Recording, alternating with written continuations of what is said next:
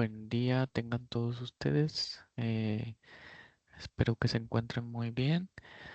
Em, bueno, pues sean bienvenidos a esta, sería la clase número 13 de esta materia Derecho Procesal Civil. Este, el día, en esta clase vamos a ver el tema relativo a la ejecución de la sentencia. Ya como hemos estado viendo en diferentes clases, pues todo lo relativo al procedimiento desde su inicio, la etapa probatoria, el dictado de la sentencia y ahora pues vamos a ver la ejecución de la misma. Espero que todos se encuentren muy bien. Y bueno, pues sin más, vamos a dar inicio a la presente clase. Voy a compartir mi pantalla para compartirle las diapositivas. Muy bien, vamos a comenzar.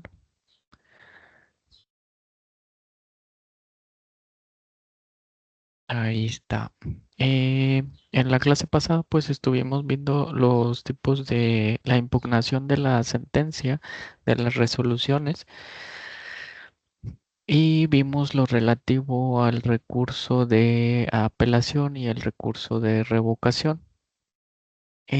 Bueno, eh, quise bueno, traerá a colación lo relativo al juicio de amparo, porque pues no es en sí un recurso ordinario dentro del procedimiento civil, pero a final de cuentas pues es un medio de impugnación, que es un juicio en sí, bueno, su mismo nombre lo dice, es un juicio. El juicio de amparo. Aquí podemos ver a grandes rasgos que es el juicio de amparo es el guardián del derecho y de la Constitución. La finalidad del juicio de amparo es precisamente esa, hacer respetar los imperativos constitucionales en beneficio del gobernado. Bueno, el juicio de amparo pues es un instrumento que tenemos nosotros como gobernados para para que cuando en caso de que nosotros nos sintamos agraviados por alguna determinación de alguna autoridad o ente del Estado, pues podemos usar este tipo de juicio para para que se respete la legalidad o las normas constitucionales en beneficio de nosotros los gobernados. También dice que el juicio de amparo es el medio de defensa que permite al gobernado enfrentarse a los desmanes del poder público para obligarlo a que respete los mandatos constitucionales. Sí, pues como lo estábamos preciando, pues ese es un instrumento que tiene el gobernado para que cualquier autoridad, en caso de que ésta no se apegue a lo dispuesto por la Constitución en alguna determinación que ésta emita, pues el particular puede acudir a este tipo de procedimiento para que se respete lo dispuesto en la Constitución. Esto en relación a la legalidad de las resoluciones que se emitan.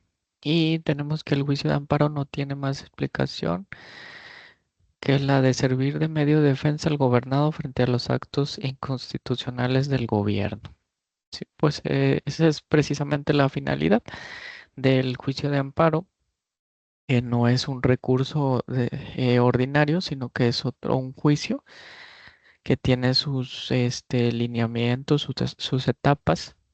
Puede ser amparo directo o amparo indirecto, dependiendo contra qué tipo de resoluciones se interponga. Y a grandes rasgos, pues para acudir a este tipo de juicio es necesario primeramente, pues dentro del procedimiento ordinario, agotar los medios de defensa que existan, los medios de defensa ordinarios, y una vez que se agoten, pues ya podemos acudir o hacer uso de este tipo de instrumentos, dependiendo eh, en contra de que resolución se interponga. Entonces, pues a grandes rasgos, pues esto es lo relativo al juicio de amparo, que en sí, ya como lo dije anteriormente, pues no es un recurso, sino que es un juicio en sí, pero pues tiene, podríamos decirse que se equipara o tiene el mismo objetivo de un recurso, que es que se analice la legalidad de un acto a la luz de lo dispuesto en la Constitución para que para que en consecuencia, pues si se violenta algún derecho que se encuentre contenido en la Constitución o en algún tratado internacional, pues este pueda restituirse al gobernado en el uso o goce de este derecho que le ha sido violentado por alguna autoridad con motivo de alguna determinación que la autoridad emita. Entonces, pues a grandes rasgos ese es el juicio de amparo, pues ya. Pero pues eh, aquí pues vamos a verlo así nada más por encimita. Consideré que era importante ver este tipo de juicio.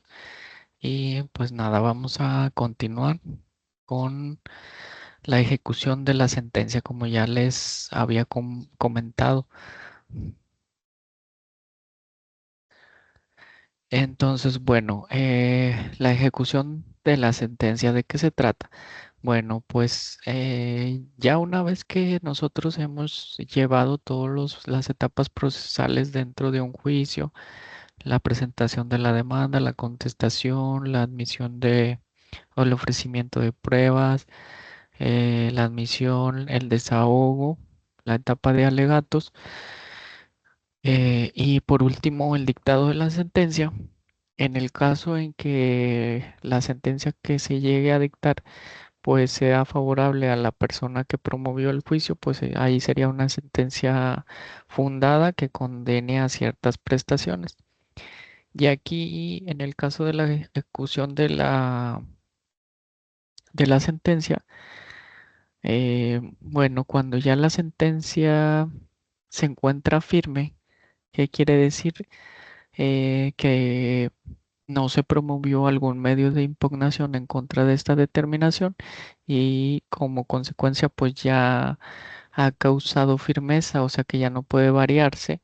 Entonces ahí da inicio la etapa de la ejecución de la sentencia, que puede darse dos supuestos, como dice aquí, dicen, ante la sentencia, la parte que ha sido vencida en juicio puede asumir alguna de estas dos actitudes, cumplirla o no cumplirla. Dice, con la actitud del cumplimiento voluntario se logra la satisfacción de las pretensiones de la parte vencedora, acogidas en la sentencia, y no se hace necesario ningún acto procesal más. Bueno, ante la sentencia que ya se encuentra que causó firmeza y que ya es cosa juzgada, se pueden dar dos supuestos para en relación con la parte que se encuentra obligada a cumplirla. En este caso, si el juicio resultó favorable a cargo por lo que respecta al actor y salió en contra del demandado, entonces pues el demandado es el que se encuentra obligado a dar cumplimiento a la sentencia en relación a las prestaciones que se le hayan obligado a pagar o alguna obligación de hacer que se encuentre obligado a realizar. Entonces, cuando el demandado da cumplimiento en forma voluntaria a la sentencia, pues ahí no habría ningún problema, ¿verdad? Porque de forma voluntaria este daría cumplimiento a lo que el juez condenó. A ese sería a cumplirla de manera voluntaria. Cuando, cuando la sentencia ya es cosa juzgada y que está firme, se hace entonces el juez a petición de la parte interesada, tiene que prevenir a la parte obligada a cumplirla a que dé cumplimiento de manera voluntaria y le establece que en caso de no hacerse así, pues se procederá a la ejecución forzosa de la misma. Pero aquí, como estamos viendo, si el demandado, el obligado a dar cumplimiento a la sentencia, pues la cumple de manera voluntaria, pues ahí no habría problema.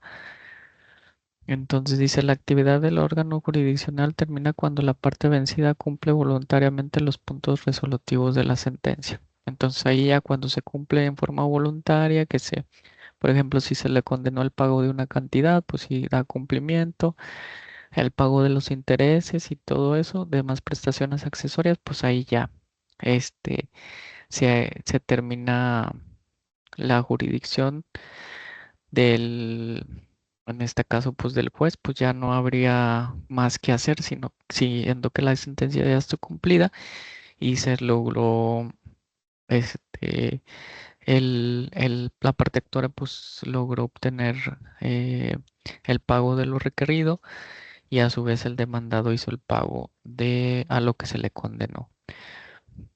Dice, en cambio, la actitud de incumplimiento de las sentencias por la parte vencida hace necesario que el juez dicte a instancia de la parte interesada las medidas adecuadas para lograr la realización práctica del contenido de la sentencia, aún en contra de la voluntad de la parte vencida. Entonces, bueno, aquí ya está hablando de otro supuesto, cuando no cumple de manera voluntaria la parte condenada con lo que con lo que se estableció en la sentencia.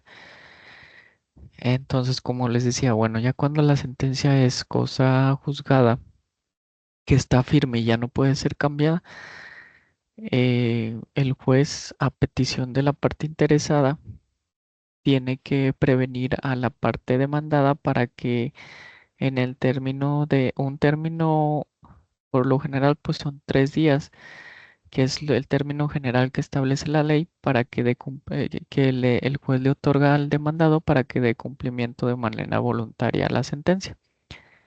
Pero si dentro de este término de 3 días que el juez otorga para que dé cumplimiento a la sentencia, el demandado no lo hace así, entonces pues ya no existe ya hace evidente pues que el demandado pues no va a dar cumplimiento de manera voluntaria. Pero entonces pues esto no resulta un impedimento para que en el caso se haga efectivo el derecho que se concedió en la sentencia. En este caso, pues se le concedió un derecho en el supuesto, ¿verdad? Se le concedió el derecho a la parte actora eh, respecto de las prestaciones que reclamaba.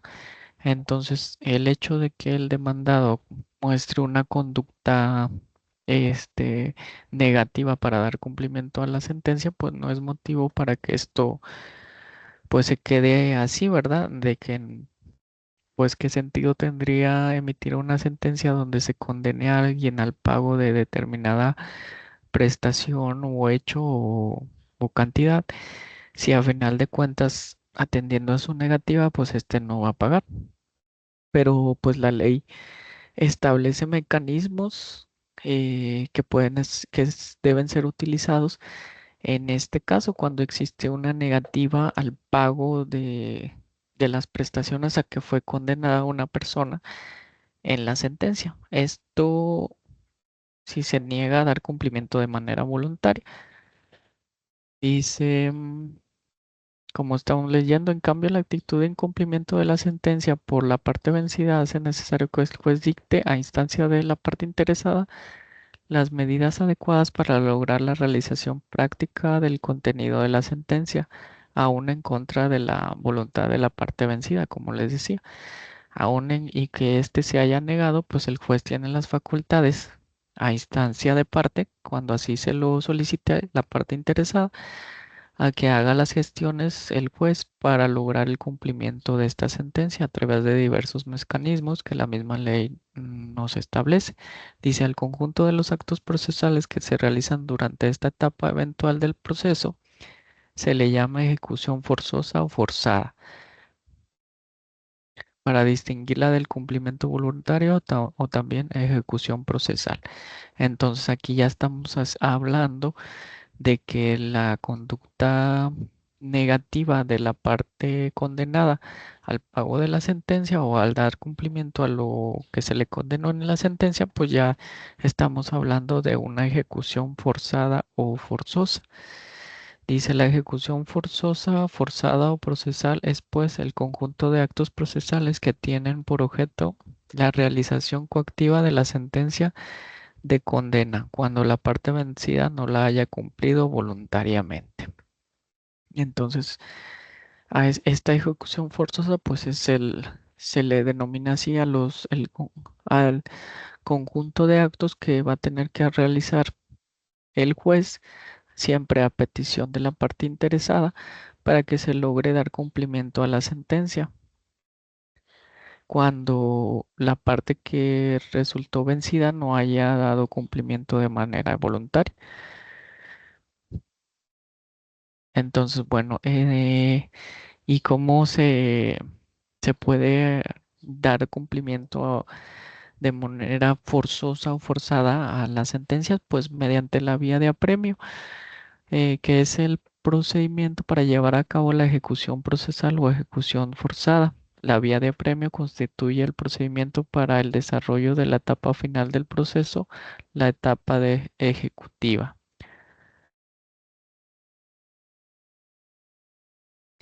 Entonces, bueno, y aquí, pues dentro del derecho procesal civil, no solamente a través de la sentencia definitiva, pues puede dar lugar a la vía de apremio, sino que dentro del derecho procesal, según lo establecido por el Código de Procedimientos Civiles, hay diversas actos o determinaciones que pueden dar lugar también a la vía de apremio. Aquí vamos a mencionar algunos que pueden ser por los cuales se puede dar entrada a la vía de apremio. Dice, en el número uno tenemos las sentencias firmes, es decir, aquellas que tengan la autoridad de la cosa juzgada. Pues en este caso, pues como estamos hablando de una sentencia definitiva que, como ya les había dicho, que se encuentre firme, que sea cosa juzgada. Entonces, ese tipo de determinación pues nos da pie a que se abra o da pauta a la vía de apremio. Y aquí nos marca en el punto 2, dice las sentencias definitivas que hayan sido objeto de apelación, la cual se haya admitido en un solo efecto o efecto devolutivo.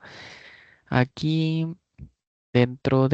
bueno, en el caso de una sentencia definitiva, pues ya como vimos, pues puede ser objeto del recurso de apelación para combatir la legalidad de la misma o cuando una de las partes considere que es incorrecta alguna determinación que tomó el juez en la misma. Entonces ellos tienen el derecho de controvertirla o impugnarla mediante el recurso de apelación. La particularidad del recurso de apelación es que se admite en dos efectos, el efecto devolutivo o el efecto suspensivo.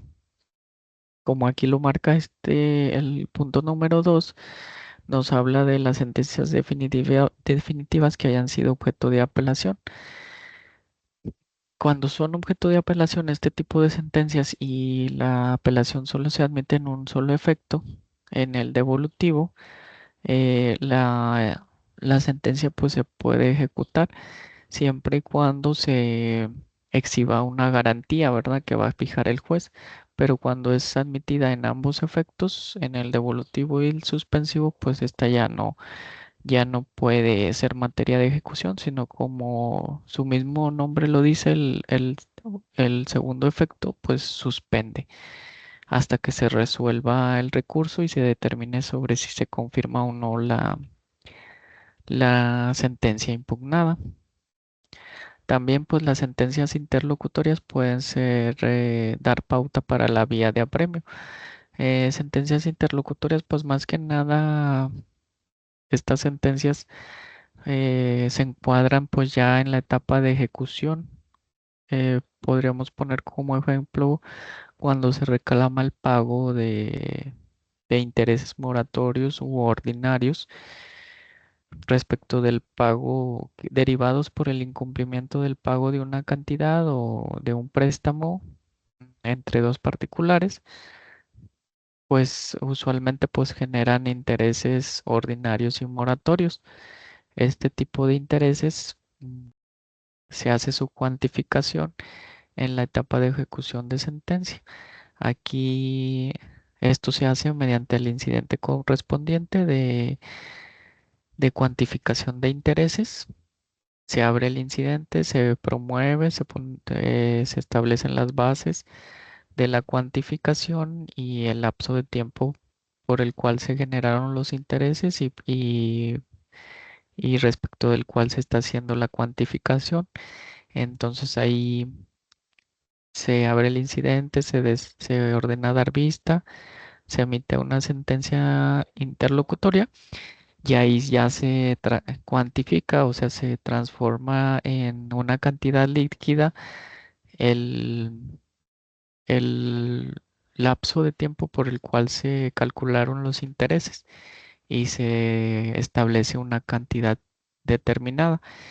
En ese caso, bueno, cuando se resulta fundado ese incidente en la sentencia interlocutoria que se dicte relativa al mismo, pues, qué va a pasar ahí? Pues se va a condenar al que fue vencido al pago de sus intereses, pero ya como una cantidad líquida.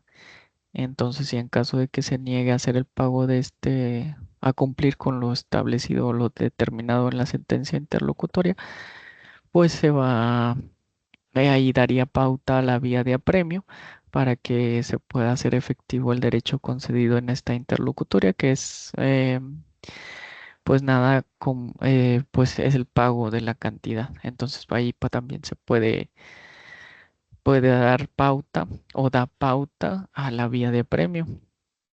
Dice en el punto número 4, los convenios y las transacciones celebradas por las partes en el juicio y aprobados por el juzgador. Bueno, como ya vimos dentro del procedimiento, eh, pues tiene sus etapas, pero dentro del procedimiento procesal civil puede darse puede surgir entre las partes que éstas lleguen a un acuerdo para dar por finalizado el procedimiento antes de que se lleve por todas sus etapas.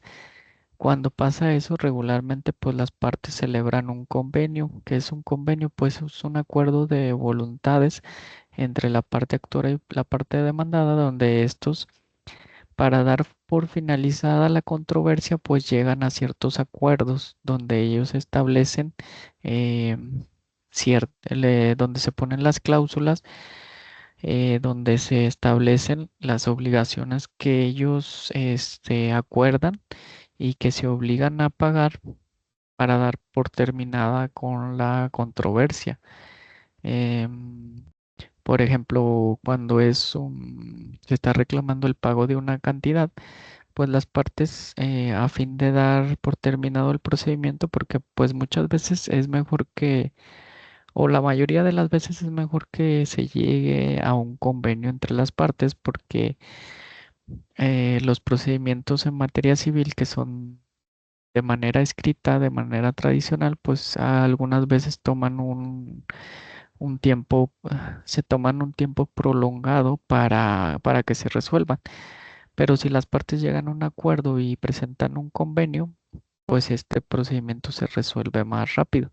Entonces, si en un juicio se está planteando el cumplimiento de una obligación, cuando las partes llegan a un convenio, pues se entiende que ese convenio va encaminado a que se reconozca que existe esa obligación y se establezcan cláusulas donde las partes establezcan, en su caso, pues el que se obligan a dar cumplimiento con esa obligación, cómo van a dar cumplimiento, eh, si se les perdona algún tipo de interés y que nada más van a pagar pues la pura suerte principal, porque en un convenio pues se van a hacer ofrecimientos eh, que, que beneficien a ambas partes, ¿verdad? Es un ganar-ganar para que este tipo de convenios, pues su finalidad es, pues por una parte, dar por terminado el procedimiento de una manera abreviada sin tener que llegar por todas las etapas procesales y por otra parte, pues este procedimiento, los convenios se celebran porque tanto parte actora como demandada, pues van a tener un beneficio. Por ejemplo, en este caso, el pago de una cantidad determinada. Por ejemplo, el demandado pues se obliga y reconoce esa cantidad y se obliga al pago y por eso pues es en beneficio del actor, ¿verdad? Porque ya le reconocieron ese adeudo y ya se obligó a hacerle el pago en determinada fecha si se obliga a hacerlo en ciertas mensualidades, ¿verdad? Yo qué sé lo que ellos hayan pactado. Y por otro lado, debe beneficiar al demandado, porque a veces pues le condonan los intereses o pues como le estaba comentando, pues ya establecen el pago en mensualidades, pues ya es más cómodo para la persona que adeuda. Entonces a eso va encaminado el ganar-ganar. Entonces cuando hay un convenio, que se presenta por las partes, este pues lo sanciona el juez en tanto el mismo cumpla con los lineamientos que para ello establece la ley y ya que una vez que es sancionado, este mismo ahí en la sanción pues se eleva la cosa juzgada y queda firme. Entonces, bueno, ya cuando está celebrado el convenio, las partes pues ya se obligaron a realizar diversas este, prerrogativas u obligaciones que están ahí en el convenio. En dado caso de que alguna de las partes pues no cumpla, pues ahí también, en virtud de este convenio, pues ya da pauta a la vía de apremio para ejecutar en forma forzosa a lo que se obligaron en el convenio, cuando alguna de las partes no cumpla de manera voluntaria con el mismo. Y en el punto número 5, pues establece los laudos arbitrales, que son las resoluciones definitivas que sobre el fondo del litigio sometidas a arbitraje pronuncian los árbitros. Bueno, aquí pues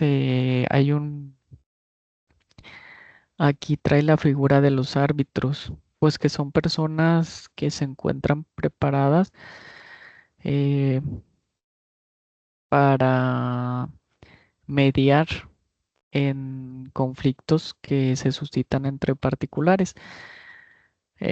Bueno, aquí en el estado pues tienen y en muchas otras partes bueno, en todos los estados del país, pues tienen esa opción, ¿verdad? Los gobernados o los particulares para resolver una controversia que ellos pueden ir ante un mediador, un árbitro, ¿verdad?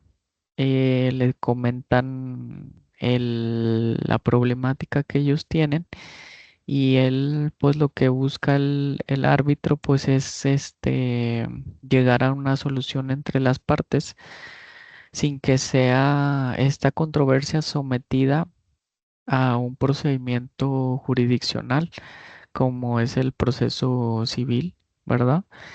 Algún juicio ordinario civil o ejecutivo, oral de arrendamiento, ¿verdad? Es cuando se suscita una controversia, pues los gobernados pues tienen esta opción de ir con un árbitro para que éste medie entre estas dos partes y pueda llegar a a la resolución del conflicto, ¿verdad? Sin tener que ir ante un tribunal.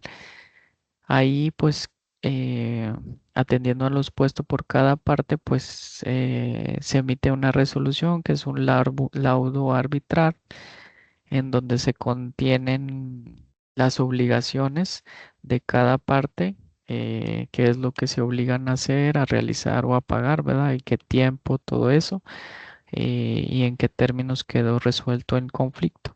En estos casos, cuando ese tipo de resoluciones, que son laudos arbitrales, pues no se den cumplimiento de manera voluntaria, se pueden presentar ante una autoridad judicial, en este caso el juez civil, para que éste pueda ejecutar estos laudos a través de la vía de apremio y que se logre el debido cumplimiento.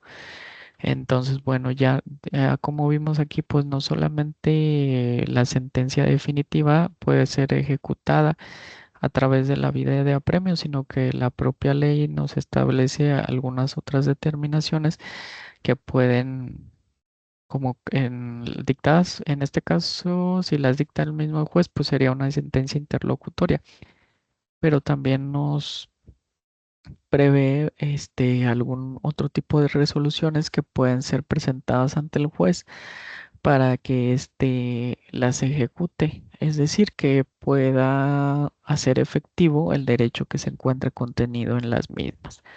Entonces, todos estos tipos de resoluciones dan pauta a que dan lugar a la vía de apremio para que se haga efectivo el derecho que se concedió a la parte que venció y que está obligado a cumplir la parte vencida. Entonces, bueno, eh, en materia civil, o bueno, antiguamente, ¿verdad? Em, cuando había un adeudo y no se pagaba, pues hemos oído escuchar, no sé, pues en las épocas de la revolución o más antiguamente, dice aquí que el deudor pagaba su incumplimiento con la vida o la libertad, pero actualmente, pues en nuestra época está prohibido por la Constitución la que alguna persona sea privada de la libertad, que sea presa o metida a la cárcel de esto como consecuencia de algún adeudo que éste tenga de deudas civiles. Esto se encuentra dispuesto en el artículo 17 de la Constitución. Entonces, bueno, eh, ¿cómo si una persona se niega al pago de lo que se le condenó en la sentencia, cómo vamos a hacer efectivo este pago? Mm, Pues no puede el juez obligarlo. Bueno, uno de los medios que se tiene para lograr que se haga el pago si es una cantidad que sea deuda, pues el Código de Procedimientos Civiles nos establece que pueden embargarse bienes del deudor que éste tenga para que con estos bienes se pueda hacer el pago del adeudo. Este, Deben ser pues bienes que sean propiedad del deudor y que él tenga y que resulten suficientes para hacer el pago de la deuda.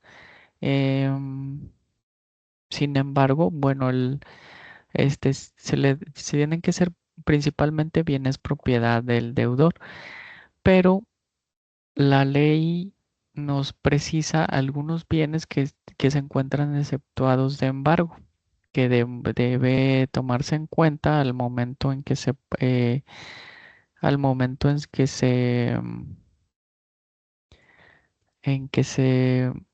trabe, intente hacer la ejecución. Déjeme. Les comparto lo que dice el artículo.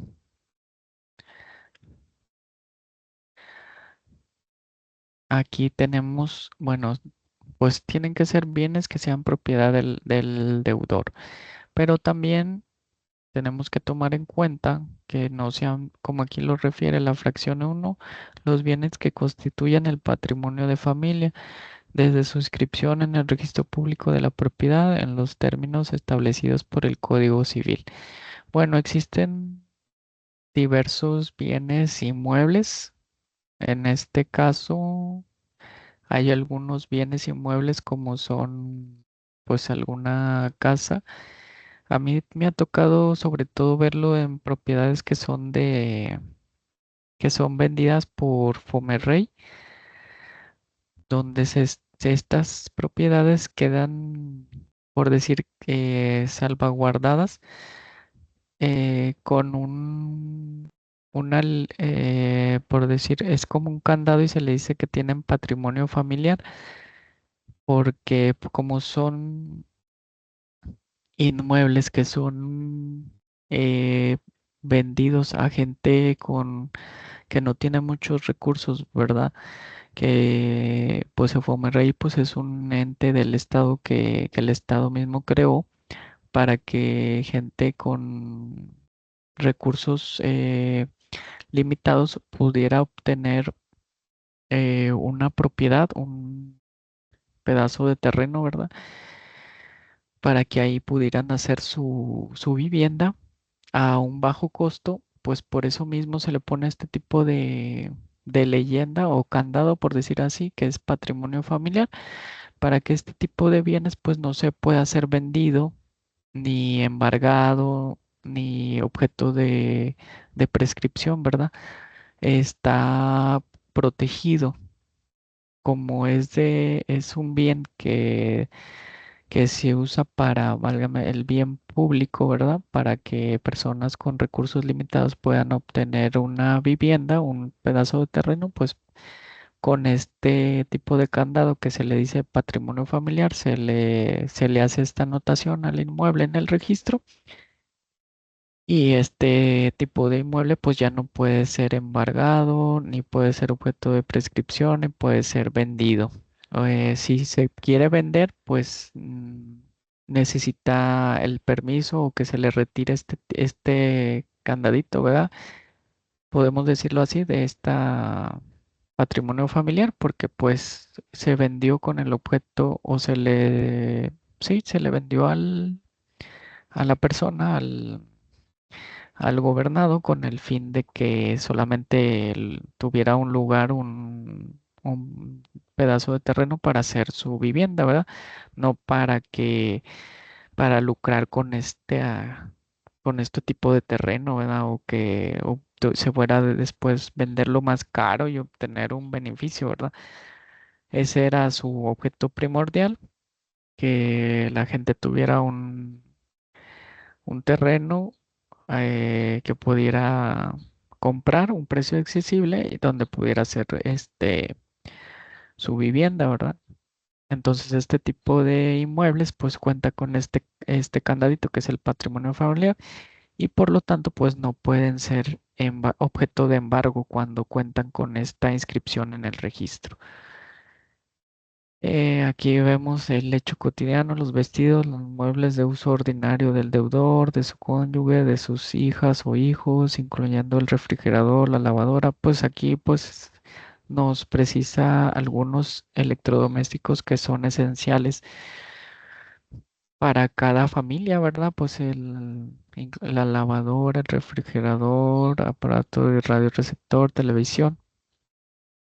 En este caso, pues nos dice que no pueden ser objeto de embargo. En el punto número 3 dice los instrumentos, aparatos útiles necesarios para el arte o oficio que el deudor esté dedicado. O sea, pues si son herramientas, si es carpintero y le vamos y le embargamos, pues las herramientas que éste tiene para desarrollar su oficio, pues ya ahí lo estamos dejando en estado o por decir, estamos empeorando la situación, ¿verdad? De la persona, porque si nosotros vamos y embargamos todas estas herramientas que él tenga para desarrollar su oficio, pues de dónde,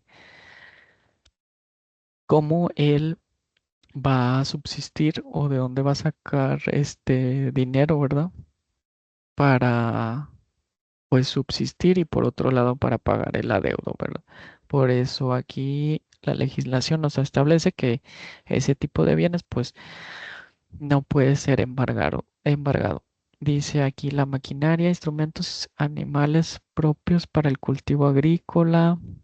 Pues aquí nos da otro ejemplo, pues cuando la persona pues se dedique a las cuestiones del campo, que sea ganadero, por decir, de fincas que estén destinadas, dice la maquinaria, instrumentos y animales propios para el cultivo agrícola en cuanto fueren necesarios para el servicio de la finca a que estén destinados, a juicio del juez, a cuyo efecto irá el informe de un perito nombrado por él. Aquí los animales que el deudor tenga en su calidad de propietario, poseedor o tenedor, independientemente de si se trata de animales domésticos, de asistencia o de compañía. Bueno, pues aquí ya nos dice que los animales, las mascotas, pues no pueden ser objeto de embargo. Los libros, aparatos, instrumentos y útiles de las personas que ejerzan o se dediquen al estudio de profesiones liberales. Pues aquí pues se refiere a los libros de estudio de, de alguna persona, ¿verdad? Que esté cursando alguna, pues, estudios superiores o, sí, ¿verdad? Que sean necesarios para el estudio de las personas. Aquí nos habla en el punto 6 las armas y caballos que los militares en servicio activo usen, indispensables para que esté conforme a las indispensables para este conforme a las leyes relativas. Pues sería como los instrumentos de trabajo de una persona que es militar, ¿verdad? En el punto 7 dice los efectos, maquinaria o instrumentos propios para el fomento y giro de las negociaciones mercantiles o industriales, es en cuanto fueran necesarios para su servicio y movimiento, a juicio del juez, a cuyo efecto irá el dictamen de un perito nombrado por él, pero podrá ser intervenido juntamente con la negociación a que esté destinado. Bueno, aquí nos refiere, más que nada, nos se encuadra en cuando son personas morales, cuando tienen maquinaria y que utilizan pues para realizar pues a lo que, por lo cual fueron conformadas estas personas morales, pues tampoco es factible ordenar el o que se haga el embargo sobre este tipo de bienes. Bueno, y aquí pues nos sigue enumerando diversas supuestos donde no es no es viable eh, embargar bienes. Bueno, esos son, vimos algunos, pero pues a ver dónde me quedé. Aquí.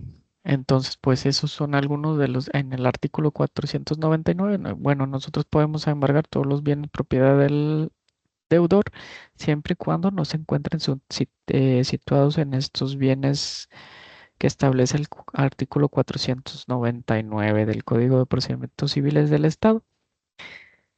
Y esto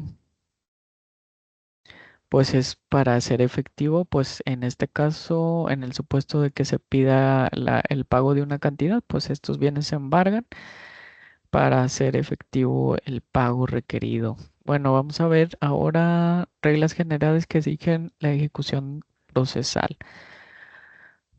Como una manifestación del principio dispositivo que rige el proceso civil, la ejecución procesal solo se puede iniciar a instancia de parte. Como les estaba comentando anteriormente, la ejecución de la sentencia pues no la puede realizar el juez por iniciativa propia, sino que la parte interesada es quien tiene que solicitarle al juez que se proceda a la ejecución forzosa cuando el que fue vencido en juicio pues no dé cumplimiento de manera voluntaria. Dice, esto significa que el juzgador no puede ejecutar sus sentencias de oficio, sino solo a petición de la parte beneficiada con la sentencia. Sí, como les dije, o sea, el juez, ya que si él ve que no dio cumplimiento de manera voluntaria a la parte condenada, pues él no puede empezar a hacer gestiones para que se dé cumplimiento con la sentencia, sino que tiene que esperar a que la parte interesada pues inicie o le solicite que se proceda a la ejecución forzosa. Y aquí hay una característica de la ejecución de la sentencia que, bueno, ya una vez que nosotros obtuvimos una sentencia favorable a nosotros y que se le condenó a nuestra contraparte al pago de cierta cantidad o de cumplimiento con cierta obligación, pues nosotros tenemos, a partir de que ya es ejecutable la sentencia, que ya quedó firme, que ya se le previno para que diera cumplimiento voluntario y no ha dado cumplimiento, pues nosotros esa sentencia pues no puede quedarse, vamos a decirlo así, de forma indefinida para que se ejecute, sino que la ley establece un término en el que se puede ejecutar. A partir de que esta, pues, como ya les dije, ya es ejecutable. Dice, de acuerdo con el artículo 479, la acción para pedir la ejecución de una sentencia, transacción o convenio judicial durará 10 años contados desde el día en que se venció el plazo judicial para el cumplimiento voluntario de lo juzgado y sentenciado. O sea, después de que la sentencia ya es cosa juzgada, ya no fue impugnada, o si se impugnó, pues quedó firme.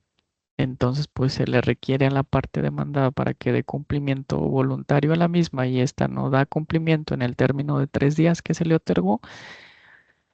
Entonces, a partir de ahí, pues ya puede ser ejecutada de manera forzosa y a partir de ese, a partir de ahí, pues empiezan a contar los 10 años que para que se pueda ejecutar la sentencia por parte de quien venció. Entonces, esto es como más que nada para que no esté una sentencia que siempre pueda ejecutarse o indefinidamente pueda ejecutarse, sino que es como un candado que la autoridad o el legislador puso para que esta sentencia pues no se pueda ejecutar en un término indefinido, sino que se busca también con esto que lo que en la sentencia se emitió y se determinó, pues se cumpla, ¿verdad? En un tiempo no mayor a 10 años, ¿verdad? Entonces, para esos efectos es esta cuestión de la prescripción para la ejecución de la sentencia. Entonces, bueno, ¿y quién va a ejecutar la sentencia? Pues el mismo juez que la dictó es el que tiene competencia para ejecutar la sentencia, según el artículo 459 del Código de Procedimientos Civiles del Estado. Dice, la regla general es que la ejecución de las sentencias firmes o definitivas apeladas en un solo efecto corresponda al juez que haya conocido del asunto en primera instancia. En el mismo sentido, la ejecución de las sentencias interlocutorias queda a cargo del juez que conozca del juicio principal y de la ejecución de los convenios judiciales se encarga el juez que conozca del juicio en el que se hayan celebrado.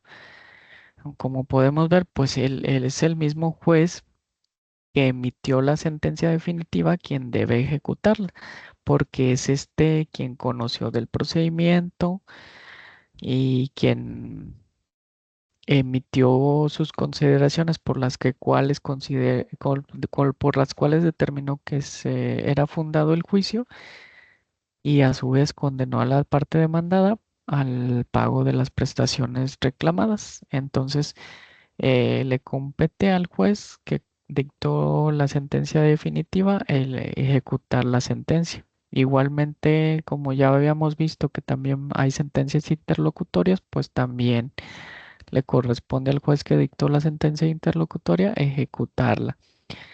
Y en igual término, pues también los convenios, porque el juez fue el que sancionó el convenio que se presentó dentro del juicio por las partes, determinó que este se encontraba ajustado a derecho y lo sancionó. Y a este también le corresponde ejecutarlo. Igual que los laudos eh, que ya vimos, también a este le conciernen. Entonces, pues como vimos, es el juez que dicta la resolución. Si sea sentencia, convenio o interlocutoria, quien le corresponde ejecutar la misma. Bueno, aquí vamos a ver alguno más o menos por encimita lo relativo a cuando se ordena o se hace el embargo de bienes, que esto se encuentra contenido en el artículo 466 y subsecuentes del Código de Procedimientos Civiles del Estado. Dice, cuando se pida la ejecución de una sentencia, laudo, convenio judicial o extrajudicial, resultado de los mecanismos alternativos o transacción judicial, si no hay bienes embargados, se procede al embargo observándose en lo conducente las disposiciones del juicio ejecutivo. Y lo dice, si los bienes embargados no estuvieran valuados anteriormente, se pasará al avalúo y venta en la moneda pública en los términos prevenidos por este código. Bueno, como estábamos viendo, para lograr hacer efectivo el pago de una cantidad, pues se pueden señalar bienes para embargo de la parte que fue vencida en el juicio. En este caso, pues el demandado. Entonces, bueno, ya que tengo estos bienes embargados, para determinar el valor de los mismos hay que hacer un avalúo donde se requiere la intervención de terceros especializados en el avalúo de inmuebles, pues puede ser regularmente son un arquitecto o algún corredor público, bueno, que se encuentre dedicado a esas cuestiones, ¿verdad? De avalúo de inmuebles. Ellos, en el caso de, pues se puede embargar una casa, se embarga una casa y para poder determinar cuánto es lo que esta propiedad puede llegar a valer, pues aquí se hace un avalúo donde la parte interesada designa a un perito, pues en este caso, pues una persona especializada para poder evaluar inmuebles y este va a emitir un dictamen en el cual vaya establezca cuánto es el valor que tiene esta propiedad. Y atendiendo al principio de contradicción, pues también la parte contraria puede ofrecer su experto que emita su dictamen correspondiente en el cual establezca cuál es el valor de su propiedad. Esto pues para que pueda también emitir lo que éste considere necesario y verificar pues cuál es el resultado de estos dictámenes. Em, y aquí nos dice cuándo no se va a requerir del avalúo. Dice no se requiere avalúo cuando el precio conste en instrumento público o se haya fijado por consentimiento de los interesados o se determine por otros medios, según las estipulaciones del contrato, a menos que en el curso del tiempo o por mejoras hubiere variado el precio. Entonces, no es necesario el avalúo cuando el precio del inmueble conste en un instrumento público o en una escritura. A esto se refiere o por otra parte cuando se haya fijado el consentimiento de los interesados o se determine por otros medios. Y aquí, bueno, ya que una vez que, como les estaba comentando, se hicieron los peritajes, entonces vamos a ver qué dice 467. 467.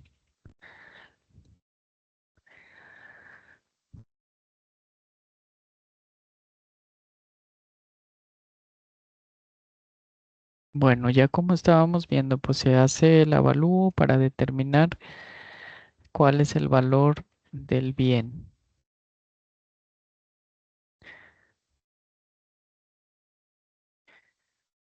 Para saber cuál es el valor del bien, entonces ya cada parte emite en dado caso de que la contraparte también ofrezca un perito, se fija el valor del bien atendiendo a los dictámenes que se hayan rendido y se hace una venta judicial. A través de esto es un remate, una pública subasta, en donde se va a emitir un acuerdo donde se señala fecha y hora, donde va a tener lugar el remate. Aquí, como lo dice el artículo 468, dice: hecho el avalúo, se destacarán los bienes a pública subasta, señalándose fecha y hora en que deba tener el lugar del remate, anunciándose la venta 2 veces, una cada 3 días, fijándose edictos en la tabla de avisos de los juzgados, y si el valor de la cosa pasara de 50 cuotas, se insertarán aquellos en el boletín judicial o en el periódico oficial donde aquel no se publique, y en un en un periódico de mayor circulación que se edite en el lugar donde se verifique el remate, y a la falta de este en uno de la capital del estado. A petición de cualquiera de las partes y a su costa, el juez puede usar además de los dichos algún otro medio de publicidad para convocar postores. Bueno, una vez ya que está emitidos los dictámenes y se sabe cuál es el precio de esta finca, de este inmueble, entonces se va a hacer un remate del mismo, donde se va a convocar a postores, pero este remate se va a señalar fecha y hora para que tenga verificativo. Este remate es una venta judicial donde se convoca a personas, terceros, que se encuentren interesados en comprar la propiedad. ¿Cómo se hace esta convocatoria? Pues se le busca dar publicidad a la misma, haciéndose avisos en los periódicos de mayor circulación del estado o del área donde se encuentre entablado el juicio, para que las personas interesadas puedan advertir o enterarse de que va a tener verificativo esta venta. Entonces las personas interesadas pueden comparecer a este remate con el fin de quedarse con esta propiedad, una vez que si estos,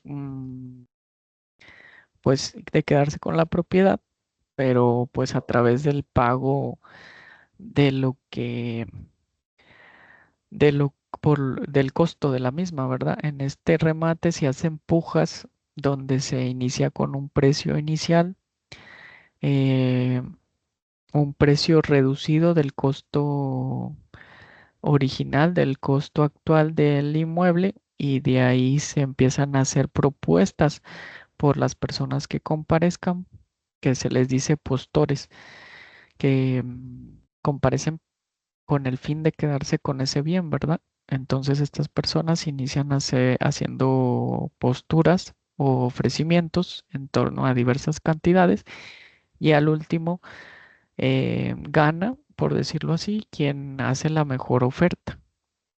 Entonces, se busca hacer esto pues con la finalidad de que pues de ese dinero que se vaya a obtener por el remate de ese inmueble, pues se pague el adeudo que tiene la parte demandada con la parte actora.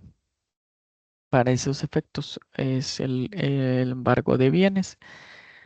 Eh, entonces, a grandes rasgos, para esos efectos se hace el embargo de bienes.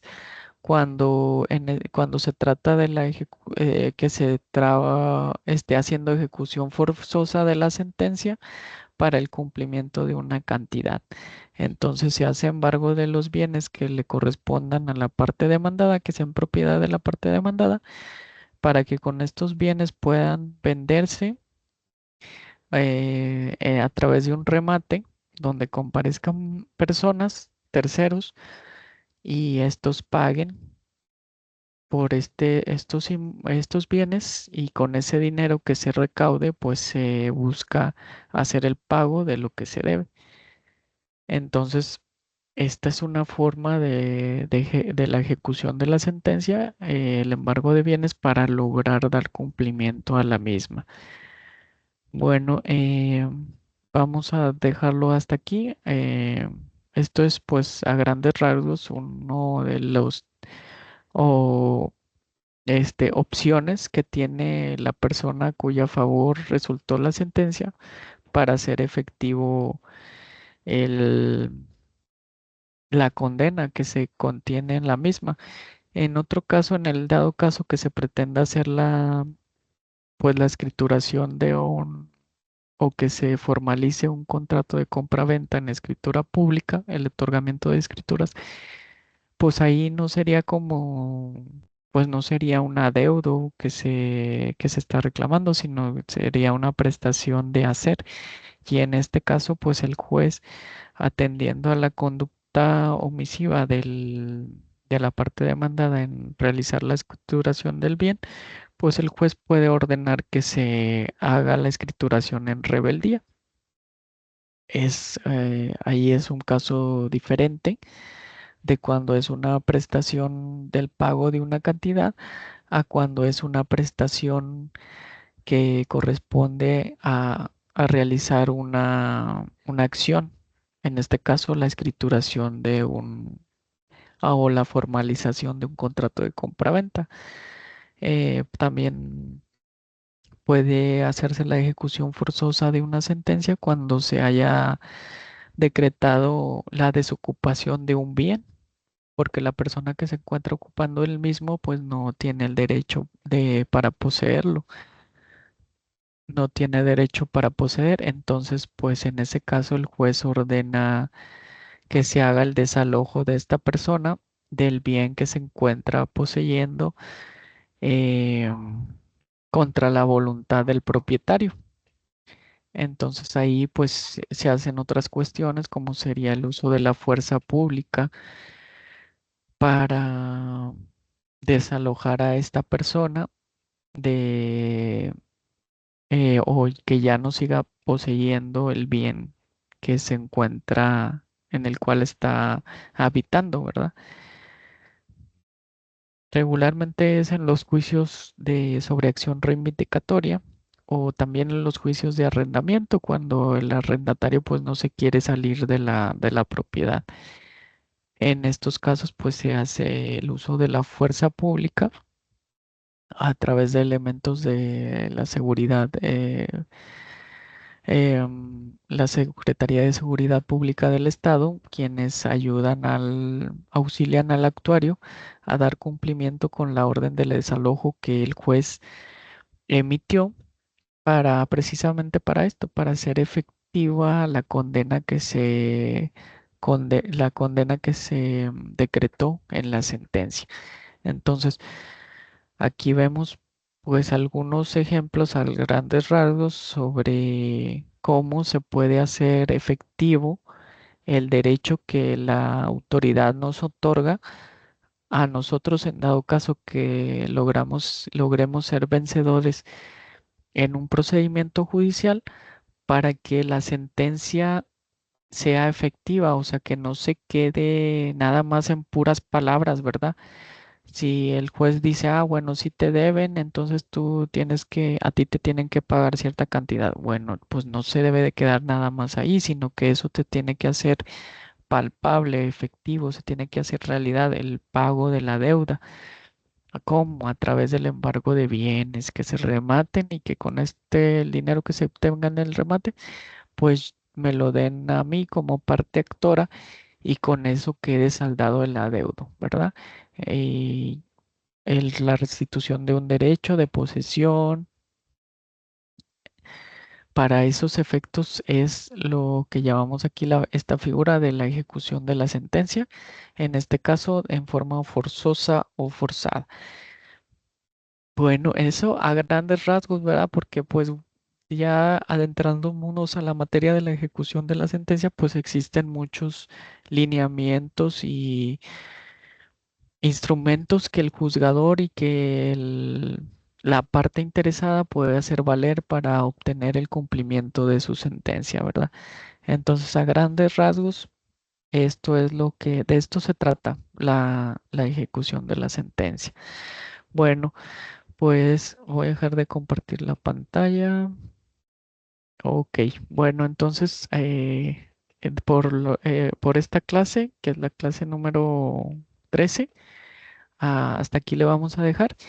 Ya en la siguiente clase que sería la 14, pues vamos a ver lo relativo a algunos tipos de procedimientos. Bueno, de mi parte sería todo.